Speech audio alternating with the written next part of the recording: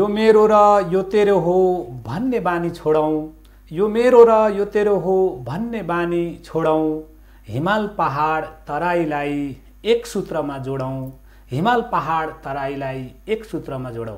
आदरणीय दर्शक महानुभावहरू, प्रस्तुता यो हिराबहादुर थापा र सिङ्गो यस समृद्धि तथा निर्माण बहस कार्यक्रमको टिमको तर्फबाट म यहाँहरूलाई हार्दिक नमस्कार टक्राउन चाहन्छु।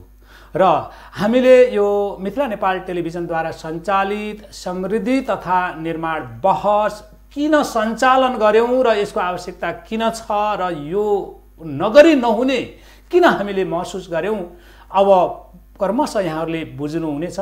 र यो मुलुकमा केही तह तबकाबाट केही भएकै छैन भने जस्तो देखिँदैछ र कतैतिर चाहिने निराशा नै निराशा फैलाइरहेको अवस्था छ भनेदेखि अब हामीले के सोचिराखेका छौँ भने के वास्तवमा कतै पनि केही नभएकै हो, यहाँ उजाडै हो, यो भूमि उजाडै हो, अथवा केही निर्माण कार्यहरू केही भएकै छैनन्, समृद्धिको बाटोतिर यो मुलुक जान खोजेकै छैन अथवा के हो, यस विषयमा सम्बन्धित क्षेत्रका विशेषज्ञ अर्थात् वैज्ञानिकहरू मार्फत हामीले समस्या उजागर गर्ने मुख्य उद्देश्य राखेर यो कार्यक्रमको तर्जुमा गरेका हौँ।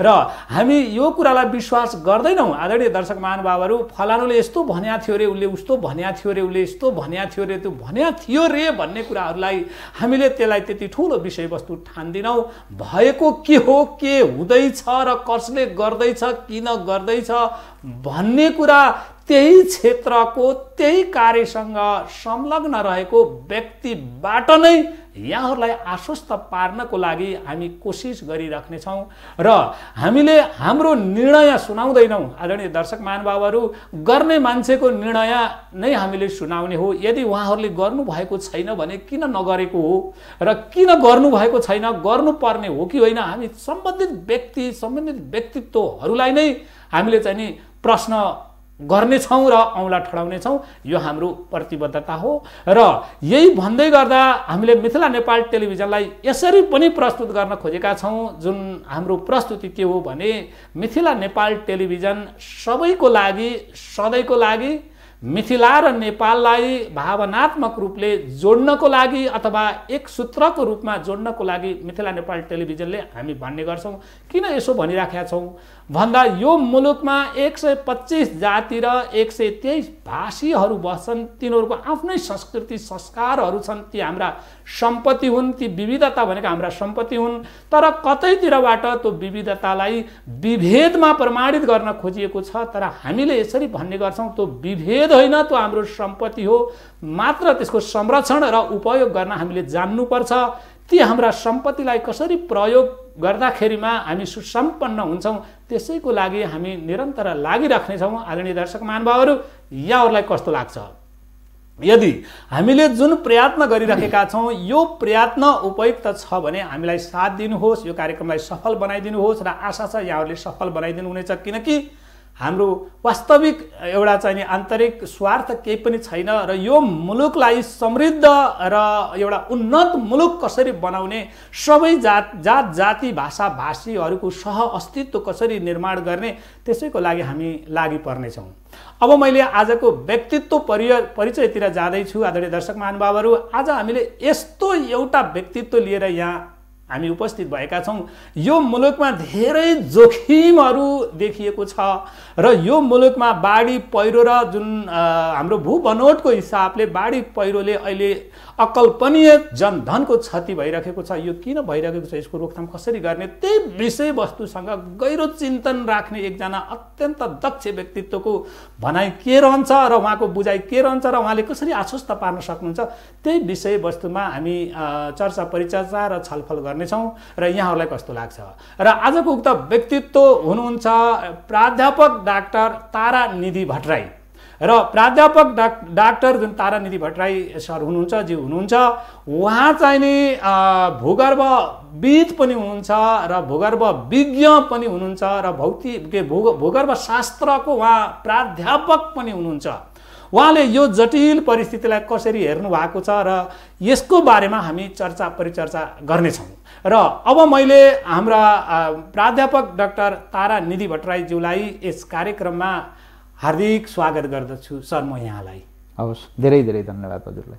पक्कै पनि एकजना दिग्गज व्यक्तित्व हाम्रो निमन्त्रणालाई, त्यसमा पनि यो विपत्तिको बेलामा हाम्रो निमन्त्रणालाई यहाँले स्वीकारेर आइदिनु भयो।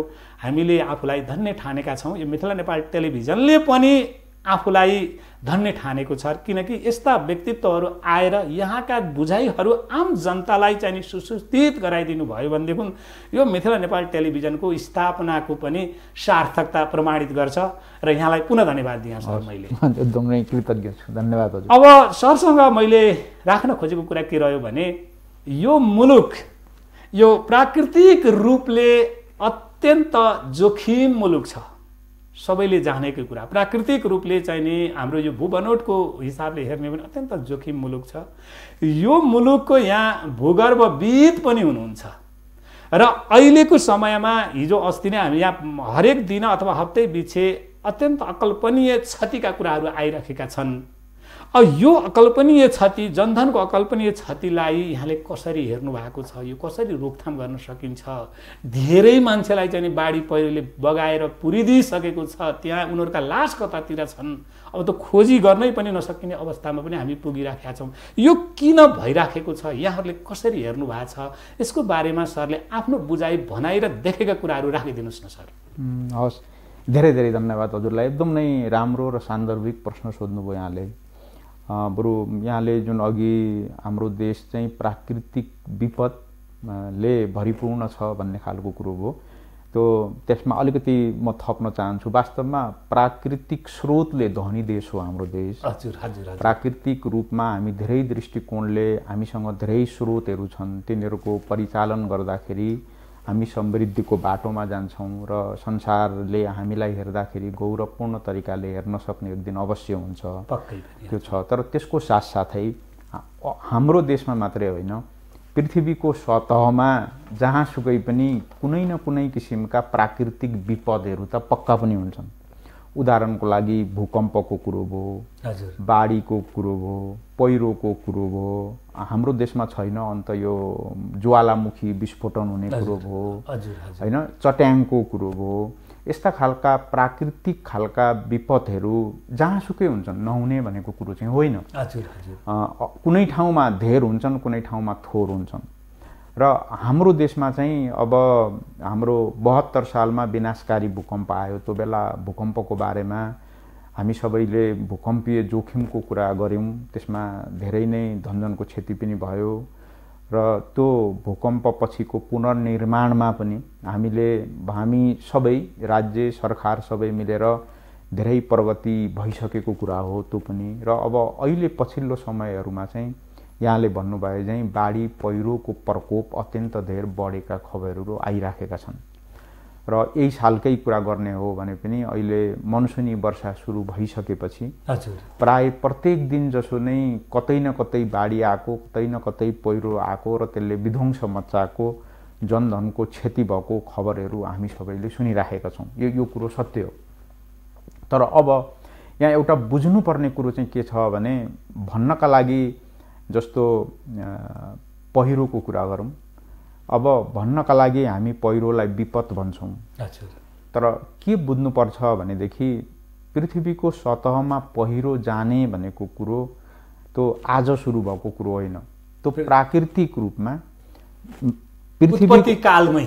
पृथ्वीको सतहमा हामी मान्छे आउनुभन्दा पनि धेरै अगाडिदेखि पृथ्वीको सतहमा पहिरो जान्थ्यो। अहिले पनि जान्छ। र अब यहाँलाई थाहा छ, वैज्ञानिकहरूले अहिले नै त होइन, अरबौं वर्ष पछाडि पृथ्वीको सतहमा मान्छे हुँदैनन्, यिनीहरू निमिट्यान्न सकिन्छन् भनेर भनिसकेका छन्।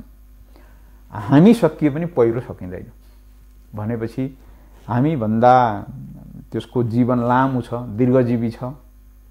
र हामी आउनुभन्दा अगाडिदेखि नै आएको हुनाले हामीभन्दा जेठो हो। त्यस्तो जेठो र त्यस्तो दीर्घजीवीसँग हामीले विज्ञानमा आधारित भएर सत्य तथ्य कुरो बुझेर व्यवहार गर्न सकेनौँ भनेदेखि त्यो विपद हुन्छ, जो यहाँले अघि भन्नुभयो होइन। र विज्ञानमा आधारित भएर त्यो पहिरोको अथवा त्यो बाढीको सबै कुरा बुझेर उसलाई पनि ठाउँ छोडिदिने, हाम्रो सभ्यता बचाउने, हाम्रो ठाउँ पनि हामीले लिने, मिलेर बस्ने भन्नाले पहिरो र मानव मिलेर बस्ने मिलेर बस्ने परिपाटीमा हामी गयौँ भनेदेखि फेरि त्यति चिन्ताको कुरा होइन।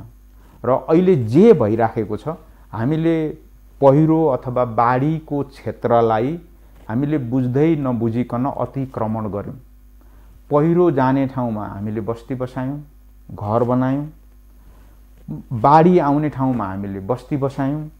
अब भनेपछि त्यो ठाउँमा बाढी आउँछ भन्ने जान्दा जान्दै, त्यो ठाउँमा पहिरो जाने सम्भावना छ भन्ने जान्दा जान्दै हामीले होस नपुर्याएर गरेको कुरालाई त हामीले पनि स्वीकार्नु पर्यो नि।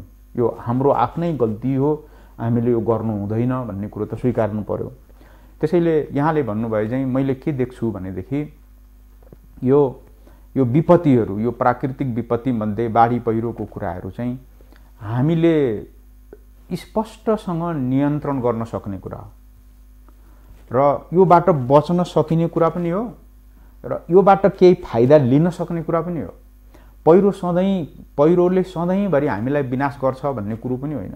हामीले एउटा कुरो बुझ्नुपर्छ, त्यो मान्छे त हिँड्न सकिँदैन, त्यो बाँदर पनि हिँड्न नसकिने भिरमा यदि पहिरो नगएको भएदेखि मान्छे हिँड्न सक्ने भिरालो जमिन नै बन्ने थिएन। त्यो पहिरो नगएको भए माटो नै बन्ने थिएन। पहिरोले ठुला ठुला चट्टानहरू टुक्रिएर तल भुइँमा खस्छ। त्यो भुइँमा खसेका चट्टानका टुक्राहरूलाई अझै पानीले बगाउँदै लान्छ र झन् धेरै धेरै टुक्रिन्छ र माटो बन्छ। भनेपछि माटो बनाउने काममा पहिरोले हामीलाई सहयोग गरेको छ। भनेपछि त यस बुझ्दाखेरिमा त यहाँको भनाइ अनुसार त एउटा यहाँ चाहिँ नि भूगर्भ विज्ञ पनि हुनुहुन्छ के यो पहिरो त जानै पर्ने हो त? हो, प्राकृतिक रूपमा कतिपय यस्ता ठाउँहरू छन् पहिरो जानु प्राकृतिक रूपमा आवश्यक नै हुन्छ। हजुर, जस्तो उदाहरण दिन्छु म यहाँलाई। किन भनेपछि हाम्रो पृथ्वीको सतह चाहिँ हामीले झट्ट हेरेर देख्दैनौँ, तर निरन्तर परिवर्तनशील छ, परिवर्तन भइरहेको छ। कतिपय ठाउँमा यो उचालिँदैछ, कतिपय ठाउँमा यो यताभित्र धस्सिँदैछ, भाँसिँदैछ, कतिपय ठाउँमा कोल्टो पर्दैछ।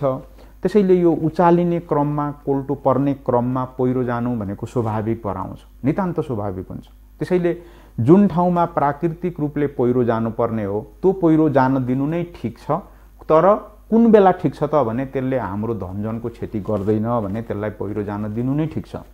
तर हामीले कुनै तरिकाले बस्ती बसाइसक्यौँ, अब पहिला ज्ञान पुगेन, तर अब के गर्ने भन्ने कुरो हुँदाखेरि चाहिँ विज्ञानले प्रविधि दिएको छ, त्यो पहिरोलाई नियन्त्रण गर्न सकिन्छ।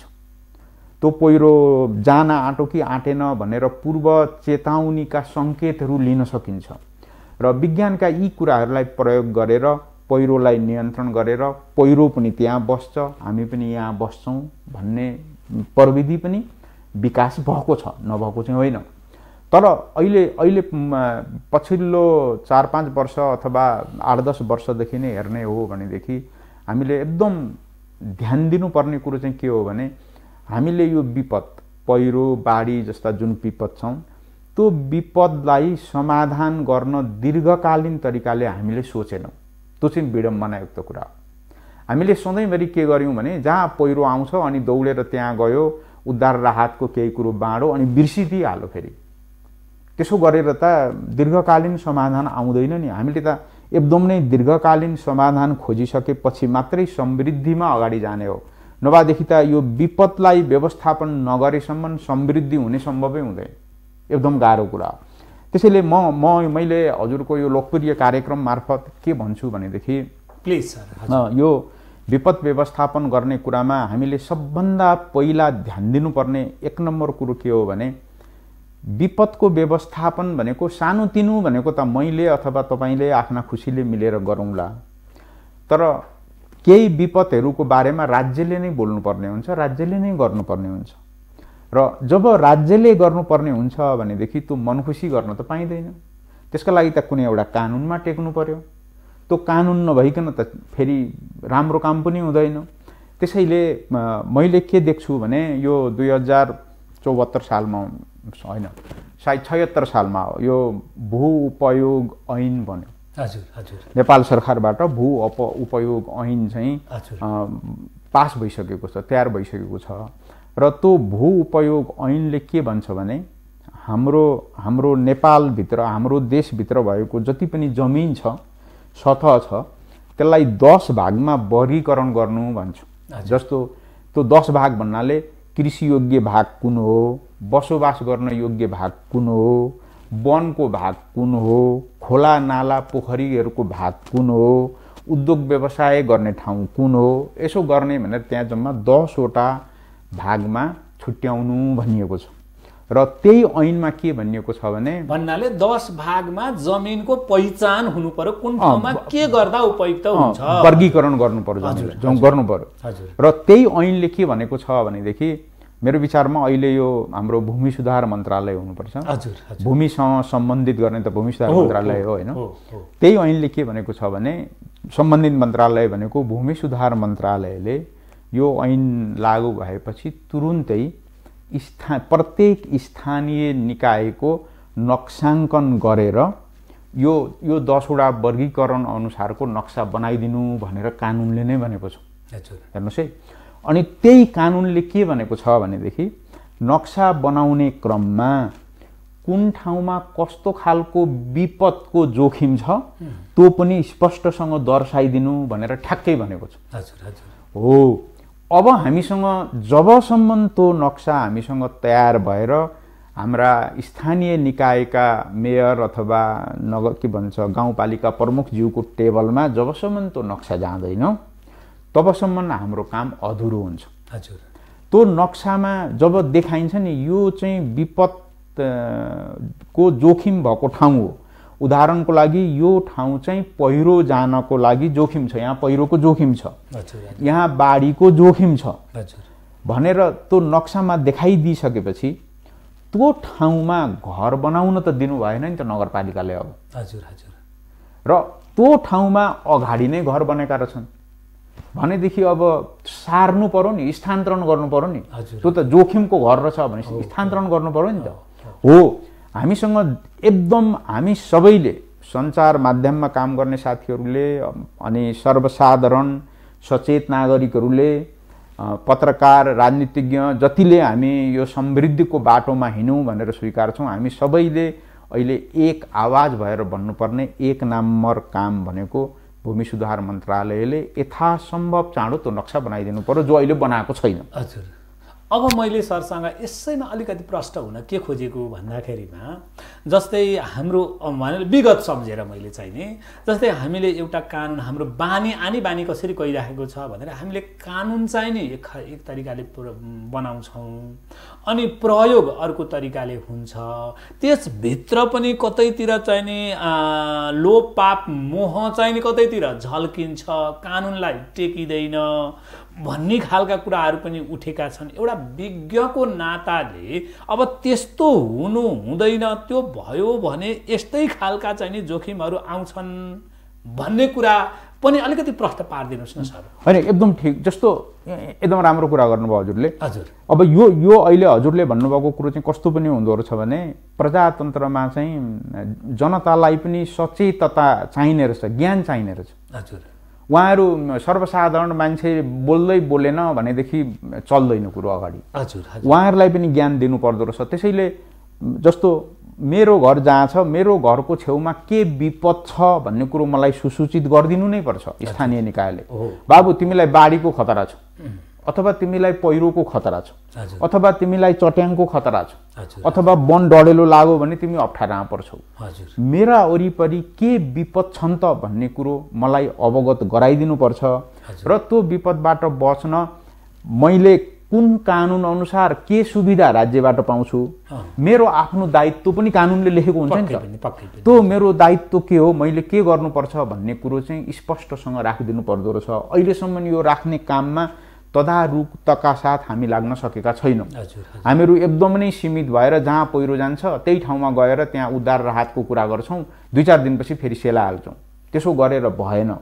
र त्यो नक्सा भइसकेपछि मैले यहाँलाई के भन्न चाहँदै थिएँ भने त्यो नक्सा भइसकेपछि एउटा कुरो बाटो खुल्छ। त्यो नक्सा त्यो मानिलिउँ नेपाल भरिको नक्सा बनिसकेपछि त त्यो विपद आउने ठाउँ विपद भएको ठाउँभित्र कति घरधुरी बसेका रहेछन् भन्ने कुरो त थाहा भयो नि त। र त्यो घरधुरीलाई सार्नका लागि हामीलाई कति स्रोत चाहिन्छ भन्ने कुरो हिसाब किताब पनि गर्न सकियो नि त। र त्यो चिज भइसकेपछि जो विपदको जमिनमा बसिरहेको मान्छे छ ऊ आफू पनि सचेत भएर उसले कति कुरो राज्यको आश गर्ने, कति कुरो आफूले गर्न सक्ने कुरो पनि हुन्छ नि त। तर उसलाई त्यो कुरो सूचनै नदिइसकेपछि त उसले, किन अज्ञानता भनेको कहिलेकाहीँ शक्ति हुन्छ, अज्ञानताले कहिलेकाहीँ सबै जीव जाने खत्तम बनाइदिन्छ। अनि हो यो चिजमा चाहिँ हामी कमजोर छौँ। त्यसैले मैले पहिलो कुरो के भने यहाँलाई भनेदेखि यो विपदबाट बच्नको लागि सबभन्दा पहिला त्यो भू उपयोग ऐन अनुसारको नक्साङ्कन यथासम्भव चाँडो हुनुपर्छ, एक नम्बर कुरो। नक्साङ्कनमा स्पष्टसँग विपदको जोखिम भएका ठाउँहरू कुन कुन हुन् त्यो छुट्याइदिनुपर्छ।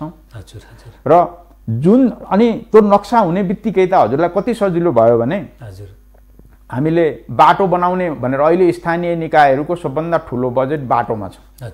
हेर्नुहोस् है, अब त्यो बाटो बनाउने क्रममा नक्सामा देखाइएको पहिरो जाने सम्भावित क्षेत्रबाट बाटो जान आँटो भनेपछि त सबैजना सतर्क हुनु पर्यो नि। अब यहाँ त पहिरो जान्छ भनेको छ अघि नै, अब यहीँबाट बाटो खनेपछि भोलि झन् के हुन्छ त यहाँ भनेर बाटो खन्नु अगाडि नै जनप्रतिनिधिहरू स्थानीयवासीहरूको बिचमा राम्रो छलफल भएर भयो बरु बाटो यहाँ नबनाऊ, यसको सट्टामा बाटो अर्को गाउँतिरबाट लैजाउँ, अथवा बनाउनै पर्ने भयो भने पनि यसका विज्ञ को हुन् उनीहरूलाई बोलाउँ, बनाउन सकिन्छ कि सकिँदैन छलफल गरौँ भनेर भन्ने परिपाटी कायम गर्न सकिन्थ्यो नि। त्यो परिपाटी कायम गर्न नसकिएको हुनाले यो अहिले चाहिँ कस्तो भयो भने हामीले यो व्यवस्थापन गर्न इच्छा हुँदै पनि त्यो कानुन अनुसारको काम अगाडि बढ्नलाई अलिकति ढिलो भएको हुनाले हामीलाई अप्ठ्यारो परेको हो। तर मलाई लाग्छ त्यो कानुन सम्भवतः त्यो नक्साङ्कनको काम सम्भवतः 1 वर्षभित्र अथवा यस्तै कतिभित्र तयार होला। र तयार भइसकेपछि त्यो नक्सा भइसकेपछि चाहिँ हामीलाई विपद व्यवस्थापन गर्नलाई एउटा सबभन्दा सजिलो कुरो त्यो भयो, एउटा त्यो छ। अनि कानुनले अर्को दिएको कुरो के छ भने विपद व्यवस्थापन, विपद त्यो नक्साले चाहिँ विपद मात्रै देखायो। स्थानीय जनप्रतिनिधिहरूलाई यहाँ विपद छ भन्ने थाहा भयो, गाउँकालाई पनि थाहा भयो, तर व्यवस्थापन गर्ने कसरी भन्ने कुरो त थाहा भएन नि त। हो, विपद व्यवस्थापन कसरी गर्ने भन्नका लागि सरकारले मलाई लाग्छ 74 सालमा हो विपद न्यूनीकरण तथा व्यवस्थापन, विपद जोखिम न्यूनीकरण तथा व्यवस्थापन ऐन 2074 बनाएको छ। र त्यो अनुसार गृह मन्त्रालयभित्र विपद जोखिम न्यूनीकरण तथा व्यवस्थापन प्राधिकरण गठन गरिएको छ। र त्यो ऐनले स्पष्टसँग कार्यक्षेत्र तोकिदिएको छ। किनभने त्यो प्राधिकरण चाहिँ यहाँ सङ्घीय सरकारसँग मात्रै रहँदैन, त्यो प्रदेशमा पनि हुन्छ, त्यो स्थानीय तहमा पनि हुन्छ।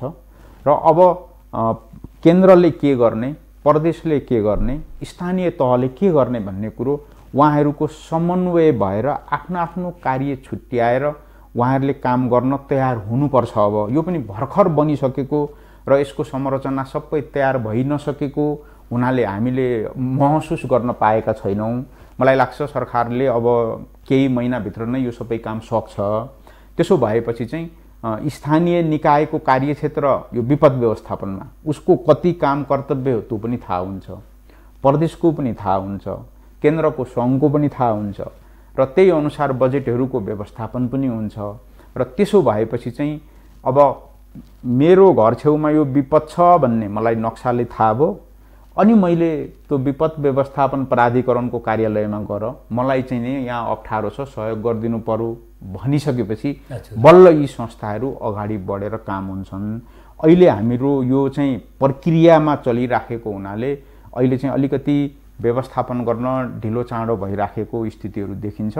तर म आशावादी छु यो 1-1.5 वर्षपछि यी चिजहरू धेरै सजिलोसँग अगाडि बढ्छन्। अब मैले हाम्रो डाक्टर साहबसँग के जिज्ञासा राखेँ भने अलि अगाडि सरले जुन व्यक्त गर्नुभएको थियो जस्तो पहिरो र चाहिने मानव मिलेर बस्ने हो, पहिरो र मानव मिलेर बस्न सक्नुपर्छ, जान्नुपर्छ भन्ने खालका कुरा यहाँले ल्याउनु भएको थियो र त्यो पहिरो र मानव मिलेर बस्न सक्ने त्यो कसरी मिलेर बस्न सक्छन्, कसरी मिलिन्छ पहिरो र मानव, यसको बारेमा पनि अलि एकदम यहाँले एकदम नै राम्रो कुरा गर्नुभयो। वास्तवमा एकदम स्पष्टसँग भन्ने हो भने हजुर यो प्रश्नको जवाफ दिन चाहिँ मैले चाहिँ पुस्तक पढेर जानेको हो। हजुर हजुर। तर हाम्रा हजुरबा हजुरआमालाई सोध्नुभयो भने उहाँहरूले भोगेर जानेको छ। हजुर हजुर।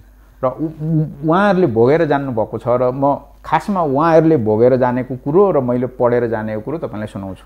Please sir. हजुर। त्यो के रहेछ भनेपछि जस्तो हाम्रो गाउँ पहाडको गाउँघरमा हामी जाने हो भनेदेखि र अहिलेको नयाँ पुस्तालाई त थाहा छैन यो कुरो। हजुर हजुर। तर जो 70-80 वर्षको बुवा आमा हजुरबा हजुरआमा हुनुहुन्छ उहाँहरूलाई तपाईँहरूको 12 महिनाको दिनचर्या कसरी चल्थ्यो भनेर सोध्ने हो भने एउटा चाखलाग्दो कुरो उहाँहरूले के भन्नुहुन्छ भने प्लिज सर। हजुर। मनसुन सुरु हुनुभन्दा अगाडि जेठतिर चाहिँ यो अब असार लागेपछि मनसुन सुरु हुन्छ। मनसुन सुरु भएपछि भल पानी, पाखाबाट पानीको भल आउँछ। त्यो भल हाम्रो आफ्नो खेती गरेको हाम्रो घर घरेटी भएको ठाउँमा त्यो भल पस्यो भने त्यसले पहिरोले गएर हाम्रो घर सुवा पार्छ। त्यसैले त्यो भललाई हाम्रो घर कम्पाउन्डमा हाम्रो जग्गाभित्र पस्न नदिकन माथि नै भल काटिन्थ्यो। भल कटाएर लगेर पर खोल्सामा हालिन्थ्यो। हजुर हजुर। त्यो त्यसो भएपछि पानी के भयो त माथिबाट आयो खोल्सामा गयो, आफ्नो घर सुरक्षित छ। हजुर हजुर। त्यो उहाँहरूले आफूले भोगेर जानेको कुरो तर विज्ञान सम्मत छ। किनभने पानीले पहिरोलाई चाहिँ बढुवा दिन्छ। पानीलाई नै पस्न नदिएपछि त पहिरो जान सकेन। अब त्यसले पहिरो रोक्न सक्ने कुरो भयो एउटा। अब अर्को पहिरोसँग कसरी मिलेर बस्ने भन्ने कुरो परतिर पहिरोकै छेउछाउमा भएका हजुरबा हजुरआमाहरूलाई सोध्नुपर्छ। उहाँहरूले के गर्नुभएको छ भनेदेखि परतिर पहिरो छ भने त्यो पहिरोको के भन्ने सबभन्दा माथिको भाग शिरमा, पहिरोको शिरमा उहाँहरूले रुख बिरुवा रोपेको छ। पहिरोको शिरमा पानी जमाउने गरी खेती रोप्नु हुँदैन भन्ने कुरो उहाँहरूलाई थाहा छ। यहाँ पानी रोप्नु हुँदैन, यहाँ बाबु यहाँ बरु कोदो रोप्ने हो, यहाँ धान चाहिँ रोप्नै हुँदैन, यहाँ पानी जमायो भने यो पहिरो गइहाल्छ। र यहाँ यो पहिराको छेउछाउमा चाहिँ गाई बस्तुहरूलाई पनि धेर लानु हुँदैन र यहाँ बरु रुख बिरुवा लगाइदिने अनि पहिरो चाहिँ नै त्यसो भएपछि हामीतिर आउँदैन, यसरी मिलेर बस्न सकिन्छ भनेर त्यो उहाँहरूले नै भन्नुहुन्छ। यो पनि विज्ञान सम्मत छ। भनेपछि पहिरो जान दिनबाट रोक्ने भने पहिरो जान नसक्ने वातावरण बनाउने पुरानो पहिरो छँदैछ त्यो नबढोस्, आफ्नो गाउँघरतिर नआओस् भन्नलाई त्यो उहाँहरूको ज्ञान छ। र उहाँहरूलाई यतिसम्म ज्ञान छ त्यहाँ कुन बिरुवा रोप्नुपर्छ सहित थाहा छ। उहाँहरूले यस्तो खालको बिरुवा रोपो भनेदेखि यो चाँडै अग्लो हुन्छ, यसले रोक्छ भन्ने, अथवा जरा झाङ्गिएर जान्ने भन्ने छ। हजुरको जस्तो हजुर कल्पना गरौँ कतिपय ठाउँमा कस्तोसम्म देखिन्छ भनेदेखि जुन बस्ती पहाडको फेदमा छ यो भिर भयो अनि भिरपछि अलिकति सम्म हुन्छ अनि यहाँनिर बस्ती बसिराखेको हुन्छ। यो बस्ती र यो पहाडको फेदमा चाहिँ लहरै बाँसका रुखहरू रोपेका हुन्छन्। बाँसका झाङहरू फस्टाएर राखी छोडेको हुन्छ। अनि त्यो हजुरबा हजुरआमाहरूलाई यो बाँस झाङ यता किन रोपेको भन्यो भने कस्तो लाटो रहेछ त, माथिबाट ढुङ्गा आयो भने त्यसले रोक्छ भनेर उहाँहरू नै भन्नुहुन्छ। हेर्नुहोस्, भनेपछि त्यो पहिरोसँग मिलेर बस्नलाई रुखको प्रयोग गर्नुपर्छ भन्ने त हजुरबा हजुरआमालाई अगाडि नै थाहा छ। र हाम्रा पहाडका कैयौँ गाउँघरहरू त्यसरी नै बचेको हो। तर अहिले के भयो भने अहिले यो कुरो बुझ्नु जरुरी छ। यो ज्ञान चाहिँ मैले अघि भने नि यो ज्ञान चाहिँ हजुरबा हजुरआमालाई मात्रै थाहा छ। अहिलेका भाइ बहिनीहरूलाई यो ज्ञान थाहा छैन, किनभने उहाँहरू खेतीपातीमा चासो राख्नु भएन। अलिकति ठुलो भएर स्कुल पढिसकेपछि कलेज पढ्ने क्रममा अथवा जागिर खाने क्रममा या त विदेश जानुभयो या राजधानीतिर आउनुभयो। अब उहाँ के भयो भने हजुरबा हजुरआमा वृद्ध हुनुभयो। अब अघि कुलेसो काट्ने मान्छे पनि छैन अब भनेपछि त अनि यता खेत बाँझो छ सबै। किनभने खेत पनि बाँझो भयो, कुलेसो काट्ने मान्छे पनि छैन भनेपछि पानी त सबै पस्यो। अब त्यो पानी अनियन्त्रित भएर पसेको कारणले पनि यही साल पनि धेरै ठाउँमा पहिरो गएका छन्। भनेपछि मैले हजुरले भन्दै गरेको कुरालाई यो निष्कर्ष निकाल्यो भने हजुरले ठिक भन्नुहुन्छ कि बेठिक भन्नुहुन्छ? जस्तै हाम्रा युवाहरू जुन युवा हो कर्मशील युवा, काम गर्न सक्ने जाँगरिला बल भएका युवाहरू सबै विदेशीय अब त्यहाँ चाहिँ नि त्यो कुलो सुलो कटाउने यताउता भल फाल्नेहरू त्यस्ता चाहिँ नि मान्छेहरू छैनन्। हजुरबा हजुरआमाले बुढाबुढीहरूले काम गर्न सक्न छोडे भनेपछि त यो अहिले पहिरो जाने कुराहरूमा के कतै त्यो युवाहरू विदेशी नै भनौँ न गएको काल त्यो भनौँ न जमिनलाई संरक्षण गर्न नसकेको कारणले पनि पहिरोलाई चाहिँ पहिरो जानमा चाहिँ नि टेवा मिल्यो भन्ने खालको आशय हो। आशय होइन, सत्य नै त्यही हो। हजुर, किनभने त्यो जुन स्याहार सम्हार गर्नुपर्ने थियो अघि भने नि, पहिरो नगएको ठाउँमा पनि आज पहिरो जाँदैछ। हिजो सुरक्षित भनेको ठाउँमा जाँदैछ। हजुर हजुर हजुर। किनभने किन हिजो सुरक्षित थियो त भन्दा हजुरबा हजुरआमाले त्यो बुद्धि लगाउनु भएको थियो। अब त्यो बुद्धि अनुसार अहिले काम भएन, किनभने उहाँहरूले गर्न सक्नुहुन्न। बिचारा निहत्था हुनुभयो। अनि हामी जस्ता विज्ञ गरेर बोलो भने उहाँहरूलाई दिक्क लागेर आउँछ। तैँले भनेको कुरो त मैले 50 वर्ष अगाडि नै जानेको, त्यो सुनाउनै पर्दैन मलाई। तर यहाँ मेरा छोराछोरी छैनन्, त्यसैले पहिराले उहाँहरूलाई थाहा छ त्यो कुरो। तर यो कुरालाई हामीले कसरी बुझ्नु पर्यो भने यहाँ एउटा कुरो हजुर मार्फत, हजुरको यो लोकप्रिय टेलिभिजन मार्फत म एउटा के कुरो भन्न चाहन्छु भने यो घरको युवा युवतीहरू अब कामको सिलसिलामा जागिर खाने क्रममा राजधानीतिर आए अथवा विदेशतिर गएर अथवा अरू नै विविध कारणले जग्गा कमाउने मान्छे भएन अनि घरको मूल्य मान्छे वृद्ध अवस्था भएपछि त जग्गा बाँझो रह्यो नि त। हो, अहिले हामी सबैको ध्यान खास गरेर राज्यको ध्यान पनि त्यो जग्गालाई सदुपयोग कसरी गर्ने भन्नेमा सोच्नु पर्यो। हाम्रा पहाडी ठाउँहरूमा धेरै नै जग्गा बाँझो रहेर गएको छ, धेरै नै, र यो बढ्दैछ वर्षैपछि। त्यसैले मलाई लागेको एउटा कुरो जो हजुर हामीले सबैले छलफल गर्नुपर्ने कुरो चाहिँ के हो त भने अघि मैले नक्साको कुरा गरेँ र त्यो नक्सा बनाउँदाखेरि जुन विपद आउन सक्ने सम्भावना भएको ठाउँ भनेर जुन नक्सामा देखाइन्छ त्यो नक्साभित्र पहिलादेखि नै घर बस्ती रहेछन् भनेदेखि त त्यो घर बस्ती सार्नु पर्यो नि त। हो, त्यो सार्नका लागि चाहिँ अब यी जग्गाहरू महत्त्वपूर्ण हुन्। किनभने यी बाँझो भएर त्यत्तिकै बसेका छन्, कमाउने मान्छे पनि छैन र यत्तिकै छोडिदिने हो भने त्यहाँ पहिरो लाग्छ भने त्यो पहिरोको चपेटामा पर्न सक्ने, विपदको चपेटामा पर्न सक्ने मानिसहरूलाई चाहिँ त्यो ठाउँमा लगेर बस्ने व्यवस्था गरेर तपाईँहरू यहाँको खेती गर्नुहोस्। हो, अब त्यो चाहिँ कसरी मिलाउने कुरो भनेको त पछि छलफलको कुरा होला, तजबिजको कुरा होला।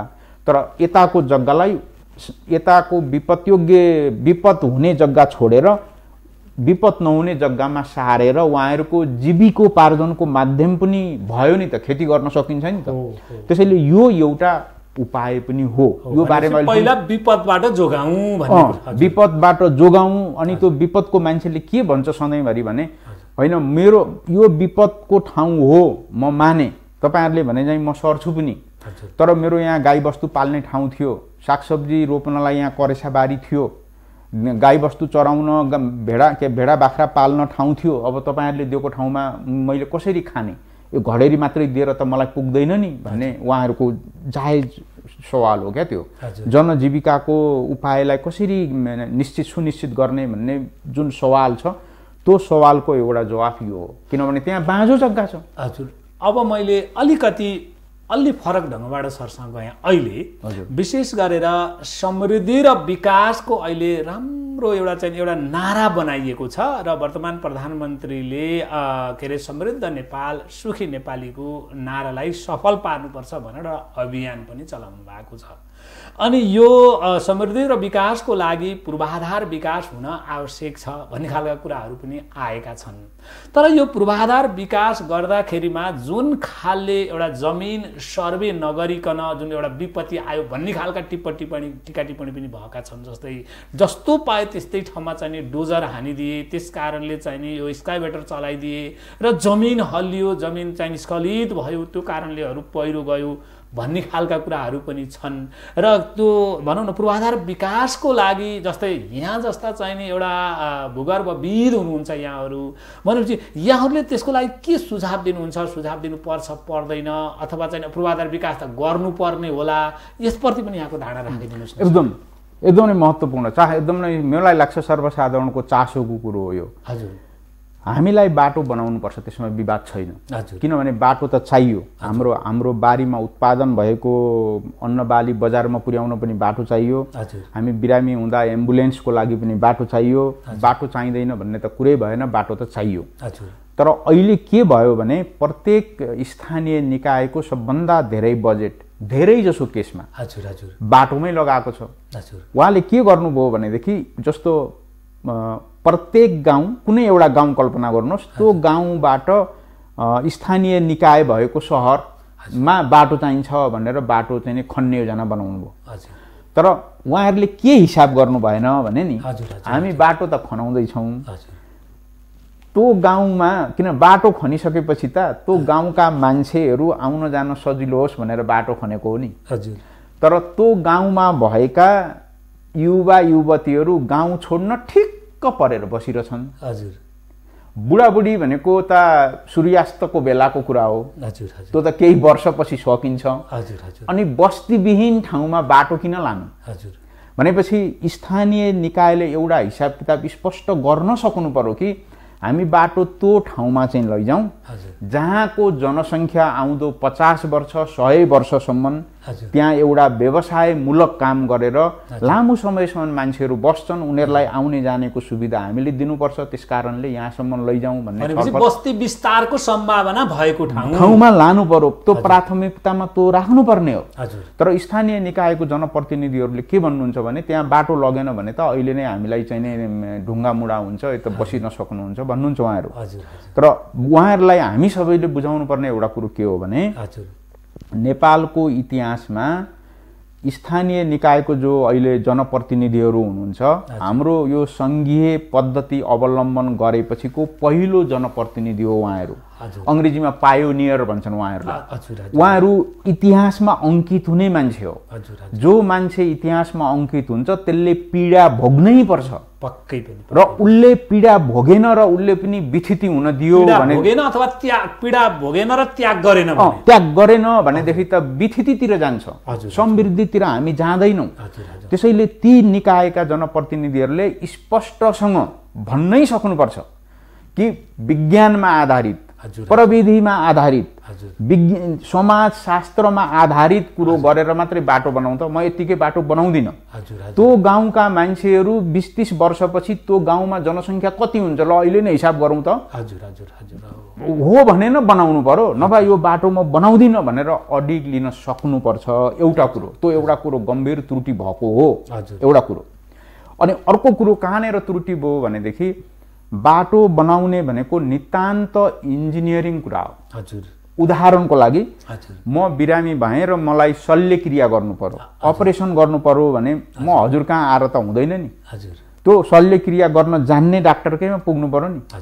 त्यो पनि मेरो पेटको शल्यक्रिया गर्नु छ भने टाउकाको डाक्टरले गर्दैन नि। त्यसै गरी त्यो बाटो बनाउने भनेको पनि पृथ्वीको शल्यक्रिया हो। र त्यो कसले गर्न सक्छ त भनेपछि त्यही विधा जानेका इन्जिनियरहरू हुन्छन्, भूगर्भ शास्त्रीहरू हुन्छन्, उनीहरूको सल्लाह लिएर मात्रै बाटो बनाउनु पर्ने हो। उहाँहरूको सल्लाह नलिकन बाटो बनाउँदाखेरि अहिले कति ठुलो जोखिम भयो भन्नुहुन्छ भने म एउटा उदाहरण दिन्छु यहाँ। जस्तो अहिले के गरिएको छ भने बलडुजर लगाएर बाटो जसरी पनि ट्र्याक लगिहालौँ भनेर ट्र्याक चाहिँ खनेको छ।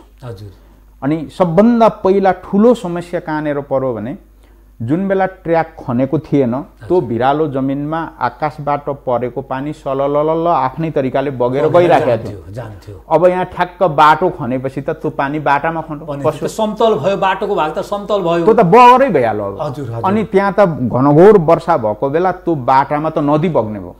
हामीले गाडी कुदाउन लिएर आएको विपद लिएर आयौँ। अब हामीले त्यहाँ त्यो पानीले नेपालका कैयौँ ठाउँमा ठुलो ठुलो पहिरो गएको छ।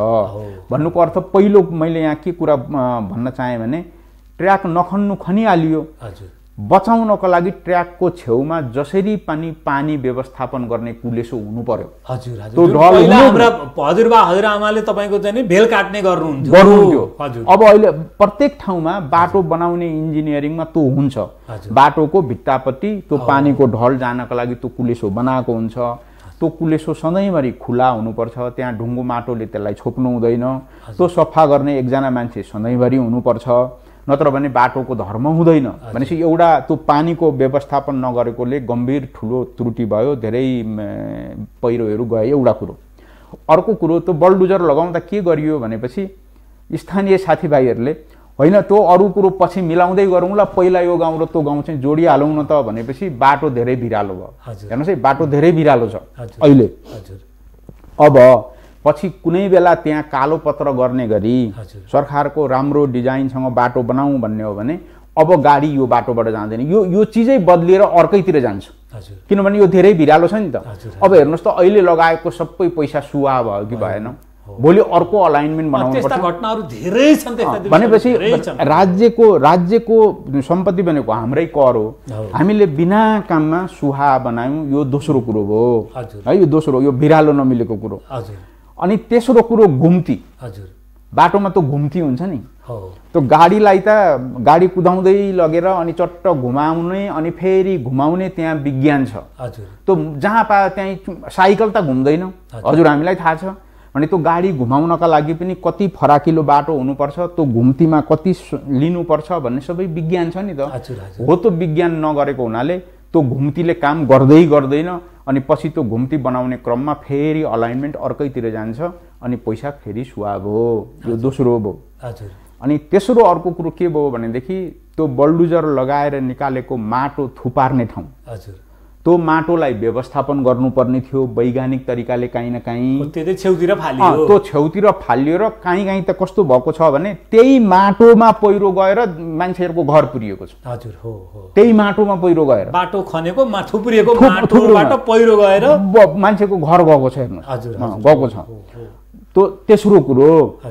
अनि चौथो कुरो के भयो भने खानेपानीका धेरै स्रोतहरूलाई पनि असर पार्यो। खानेपानीका स्रोतहरू सुकेका छन् कयौँ ठाउँहरूमा, किनभने खानेपानीको स्रोत भनेको भूमिगत स्रोत हो।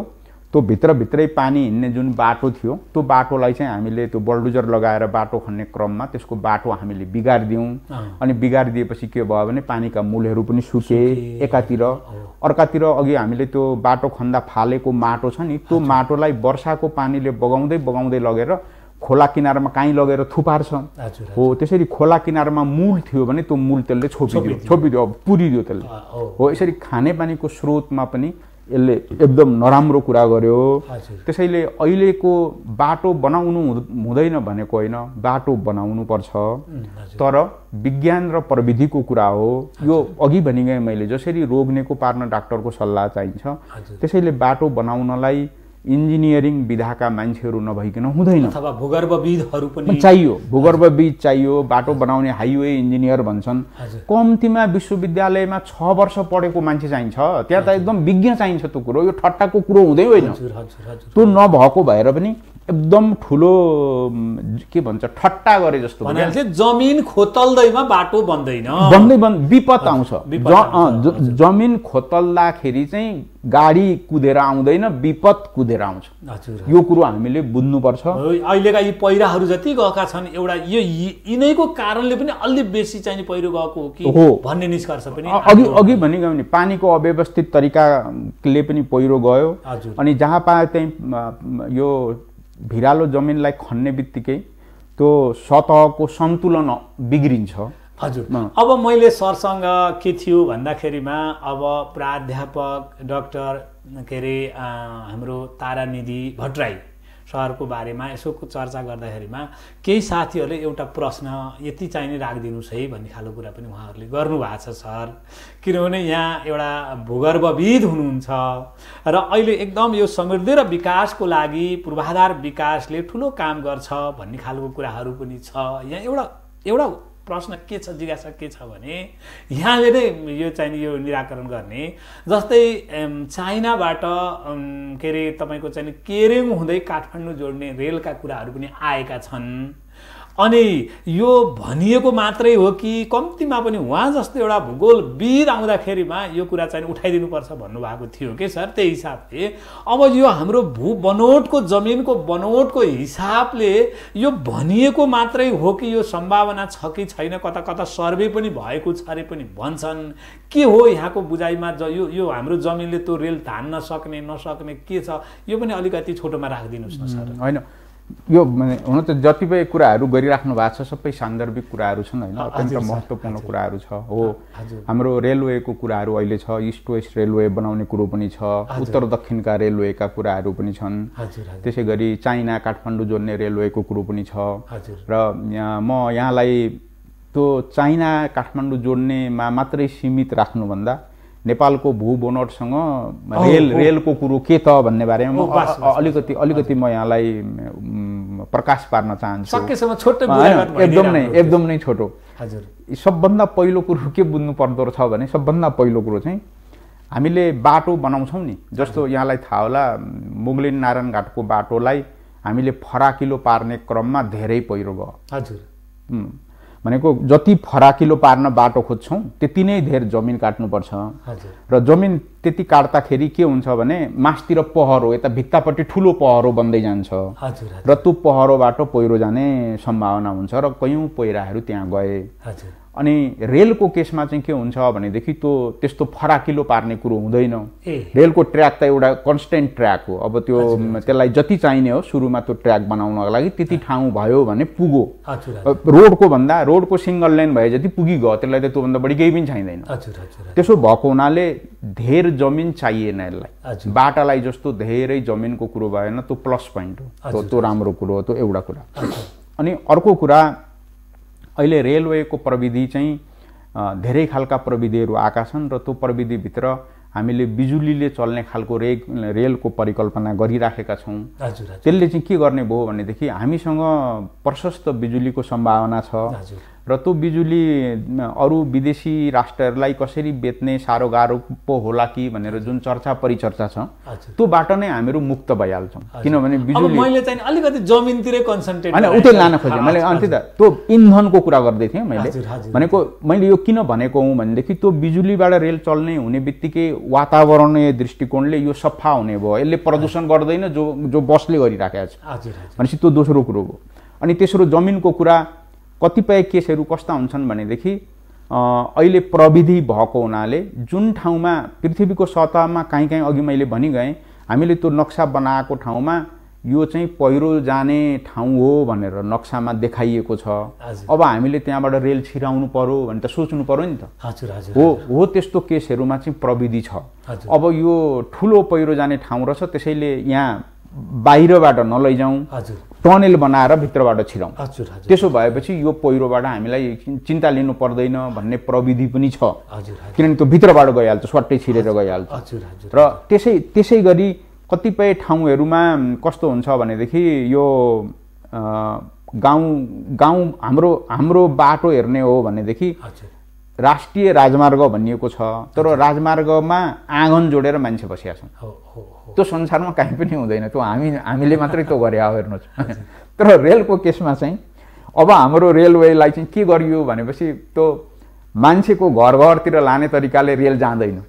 किनभने रेल त त्यसको लाइन एउटा झन्नै सिधा, हामी यो समयको बाउन्डरी भित्र हैन, ठीक छ। त्यो सिधा लाने भएको हुनाले त्यो जमिन थोरै लिने र पहिरोबाट पनि सुरक्षितसँग लान सकिने।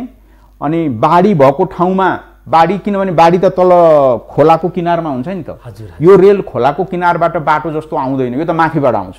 अनि त्यो माथि आउने भएको हुनाले बाढीको पनि समस्या नहुने र हाम्रो भौगोलिक दृष्टिकोणले जति पनि चट्टानहरू छन् त्यो चट्टानमा रेल कुदाउन नमिल्ने भन्ने छैन। भन्नाले त्यो मजबुत चट्टानहरू हुन्थिन्। भनेको त्यस्ता खालका चट्टानमा पनि रेल कुदाउन सक्ने प्रविधि छ। कतिपय चट्टानहरू मजबुत छन्, चिन्तै लिनु परेन।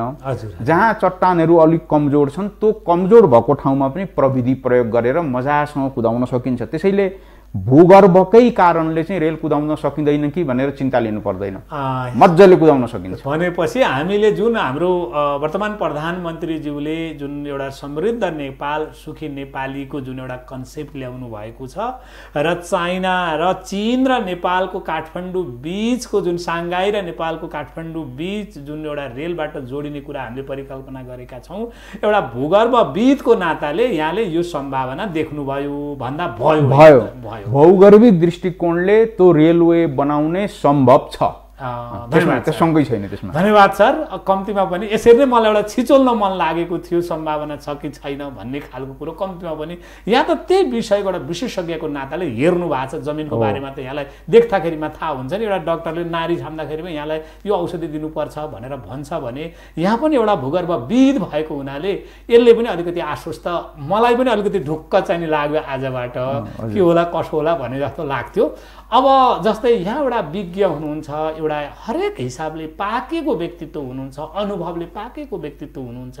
यो मिथिला नेपाल टेलिभिजनको यो समृद्धि तथा निर्माण बहसमा यहाँ आइदिनु भयो, पुनः धन्यवाद।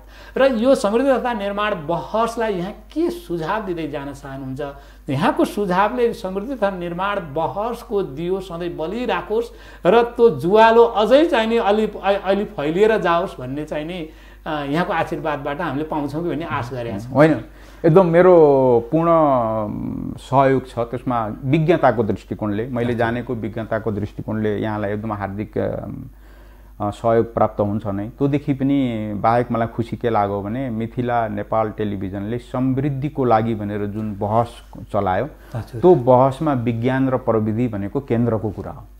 त्यसैले हामीले विज्ञान र प्रविधि कसरी प्रयोग गर्न सक्छौँ, हामीले सरकारले गरेका पुराना कामहरूबाट के ज्ञान लिन सक्छौँ भन्ने कुरो महत्त्वपूर्ण कुरा हो। जस्तो उदाहरणको लागि म एउटा मात्रै कुरो यहाँलाई बताइदिन सक्छु। सरकारले जस्तो मैले यहाँलाई भने 72 सालको भूकम्पको कुरा गरेँ मैले। त्यो भूकम्पका कारणले पहिरो गएर धेरै परिवारहरूको विचल्ने भयो। नेपालको इतिहासमा पहिलोपल्ट सरकारले यदि कुनै पनि मान्छेलाई कुनै पनि मान्छेलाई आफ्नो घर सुरक्षित तरिकाले बनाउनको लागि सुरक्षा जग्गा छैन भने सरकारले किनिदिन्छ भनेर अहिलेको वर्तमान प्रधानमन्त्रीको निर्णय हो। सरकारले किनेर उसलाई सुरक्षित ठाउँमा बस्छ भनेर म तथ्याङ्क भनिदिन्छु हजुरलाई। 1170 परिवारलाई एकीकृत बस्तीमा लगेर राखिएको, उहाँहरूलाई घडेरी सरकारले किनिदिएको।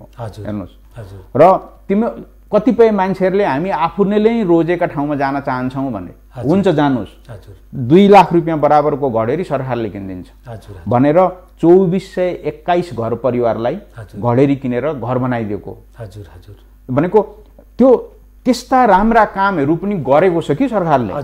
भनेपछि त्यो पाठ सिक्नु पर्यो नि। अहिलेको पहिरोलाई अब कसरी नियन्त्रण गर्ने, अहिले त्यो त भूकम्पको पहिरोको कुरा गरेँ मैले, अहिलेको त पानीसँग गाँसिएका पहिराहरू छन् र आउने दिनहरूमा पहिरोको चपेटामा परेको बस्तीलाई कसरी व्यवस्थापन गर्ने भन्नका लागि त सरकारको त्यो लेसन, त्यो पाठ छ त, उसले त गरेर देखाइदिइसक्यो। मान्छे बसेका छन्, सुरक्षित ठाउँमा घर बनाएर बसेका छन् भने यो मिथिला टेलिभिजनले त्यस्ता राम्रा पाठहरू के भए त्यो चिजलाई उजागर गर्न पनि यहाँहरूले पहल गर्नु होला। र सबभन्दा महत्त्वपूर्ण कुरा, यो देशमा बस्न चाहने मान्छेहरू, जो भविष्यका युवा युवतीहरूको पनि धारणा सुन्नु होला। धन्यवाद। मलाई मेरो मात्रै होइन, उनीहरूलाई पनि पक्कै पनि तपाईलाई गाउँ बनाइदिउँ कि सहर बनाइदिउँ भनेर सोध्नु होला। उनीहरू सबैजना सहरमा बस्छु भन्छन् भने गाउँमा किन त्यत्रो खर्च गर्नु?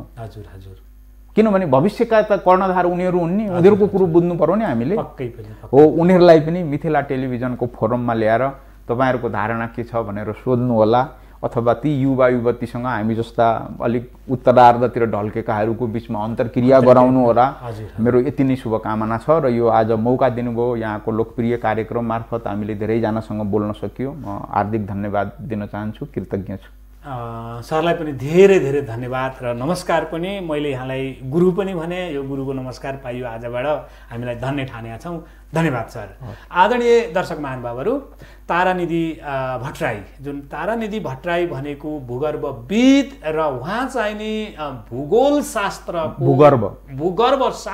उहाँ चाहिँ नि प्राध्यापक डाक्टर पनि हुनुहुन्छ र उहाँका यी विचार भनाइहरू र हामी के कारणले पीडित हुँदैछौँ र त्यो पीडितपन कसरी हटाउन सकिन्छ उहाँले विविध कुराहरू राख्नु भएको छ।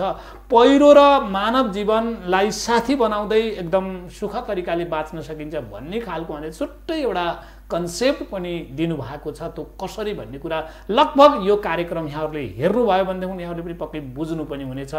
र यहाँहरूले चाहिँ नि यस्ता विज्ञ र दिग्गज व्यक्तित्वहरूको भनाइलाई यो समाजमा पुर्याउनुपर्छ, जसको कारणले समाज आश्वस्त हुनुपर्छ र त्यो बनाउने काम तपाईँ हामीले हो। त्यसको लागि एउटा कष्ट गरिदिनुपर्छ तपाईहरुले। त्यो भनेको के हो भने प्राध्यापक डाक्टर तारानिधि भट्टराईज्यूको भनाइलाई हामीले समाजमा पुर्याउनु पर्छ। किनभने फेसबुकबाट पनि हामीले लाइभ गरेका छौं, टिभीबाट पनि लाइभ गरेका छौं, टिभीमा पनि जान्छ। त्यो एक पटकको लागि मात्रै हुन्छ। तर हाम्रो युट्युब च्यानलमा पनि यो हामीले पठाउने गर्छौं र युट्युब च्यानल सधैँको लागि हुन्छ।